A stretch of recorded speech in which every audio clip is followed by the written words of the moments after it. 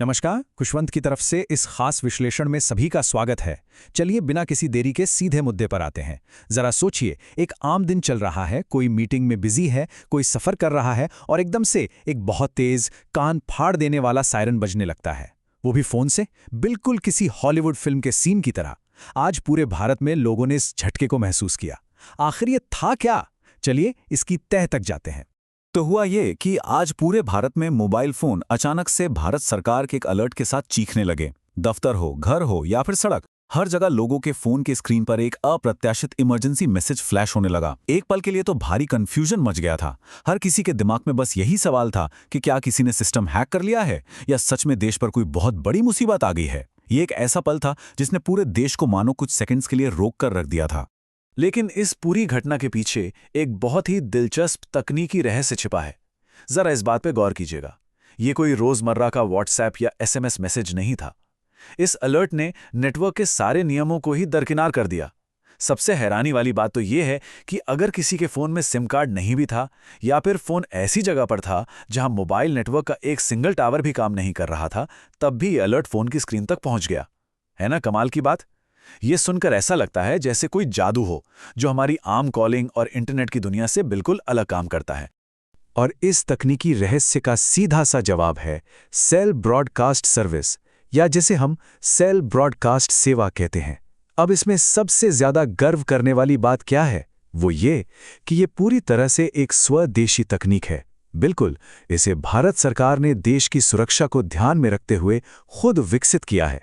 इस सिस्टम को बनाया ही इसीलिए गया है ताकि इमरजेंसी के समय सीधे मोबाइल डिवाइस पर बड़े पैमाने पर अलर्ट भेजे जा सके।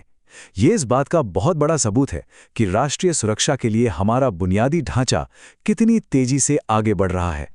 अब ये समझना बहुत जरूरी है कि आखिर ये नई तकनीक हमारे पुराने तरीकों से बेहतर क्यों है। देखिए, एक तरफ अपना वही पुराना स्टैंडर्ड एसएमएस है।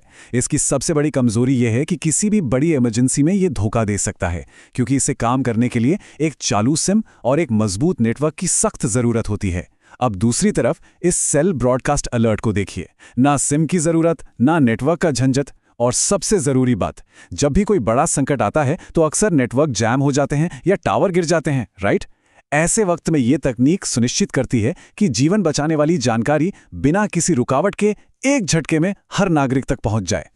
खैर, अब ये सवाल उठना लाजमी है कि सरकार इस इतने पावरफुल टूल का इस्तेमाल आखिर किन स्थितियों में करेगी। तो इसका मुख्य मकसद है प्राकृतिक आपदाओं के समय तुरंत चेतावनी देना। जैसे कि कोई भयानक भूकंप आ जाए या फिर भयंकर बाढ़, ऐसे समय में सेकंड्स में अलर्ट मिल जाए तो लोग तुरंत सुरक्षित जगहों पर जा सकते हैं। लेकिन बात सिर्फ यहीं खत्म नहीं होती। ये मानव निर्मित आपदाओं में भी उतना ही कारगर है। मान लीजिए अगर देश पर कोई विदेशी हमला हो जाता है तो उस स्थिति में भी ये तुरंत अलर्ट करने के काम आएगा।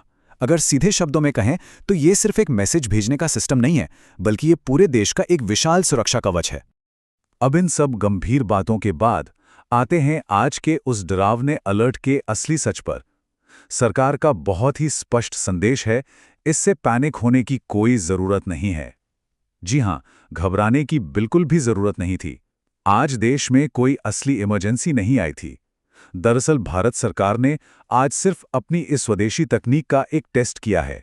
ये केवल एक मॉक ड्रिल थी, बस ये चेक करने के लिए कि क्या हमारा देश किसी भी अचानक आने वाली मुसीबत से निपटने के लिए तकनीकी रूप से पूरी तरह तैयार है या नहीं। ये बस देश की सुरक्षा को और पुख्ता करने का एक कदम भर था।